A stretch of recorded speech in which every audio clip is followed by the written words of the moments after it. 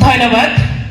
জয়জয়তে উত্তৰ পূব মণ্ডল সাংস্কৃতিক কেন্দ্ৰ তথা ভাৰত চৰকাৰ ইষ্টাৰ্ণ হেৰিটেজৰ উদ্যোগত আজি আন্তৰ্জাতিক নাৰী দিৱসৰ উপলক্ষে অনুষ্ঠিত কৰা এই সভাখনৰ শ্ৰদ্ধাৰ জ্যেষ্ঠ ব্যক্তিসকল তথা বিভিন্ন জাতি উপজাতি উপবিষ্ট আমাৰ আই মাতৃসকল সকলোকে সৌৰ অসম নাৰী শক্তি সন্থা কেন্দ্ৰীয় সমিতিৰ তৰফৰ পৰা সংগ্ৰামী নমস্কাৰ।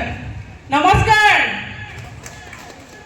পোনপ্ৰথমে সকলোলৈকে আন্তৰ্জাতিক নাৰী দিৱসৰ আন্তৰিক শুভেচ্ছা আৰু অভিনন্দন জ্ঞাপন কৰিছোঁ। সকলো নাৰীয়ে নিজৰ কাৰণে একবাৰ জোৰ আশা কৰিব যাব লাগে।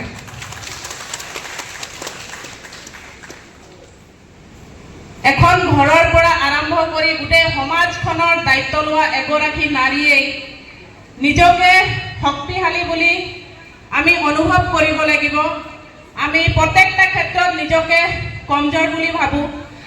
এই নাৰী দিৱসৰ পৰা আমি সকলোৱে সংকল্পবদ্ধ হ'ব লাগিব, আত্মৰ পৰা দৃঢ় বিশ্বাস আৰু শক্তিশালী উৎপন্ন কৰিব লাগিব, যাতে আমি সকলো সমস্যাৰ পৰা মাৰ বান্ধি থিয় দিব পাৰিব। গতিকে সকলোৱে নিজকে পোনপ্ৰথমে আত্মবিশ্বাস কৰি তুলিব লাগিব, নিজকে শক্তিশালী বুলি প্ৰতিষ্ঠা কৰিব লাগিব। কোনো এনেকে পৃথিৱীত শক্তি নাই আমাক তলত পেলাব পাৰিব। এতিয়া এনেকে মঞ্চত আমি দপদপাই ক'ব পাৰিম, গোটেই অসমখন গোটেই ভাৰতবৰ্ষখনত আমি কাম কৰিব পাৰিম।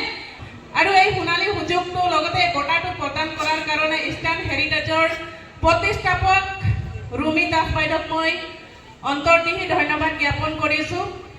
আৰু বৰ বিশেষ নকওঁ, সকলোলৈকে নাৰী দিৱসৰ শুভেচ্ছা থাকিল। ধন্যবাদ। জয় অসম। নমস্কাৰ।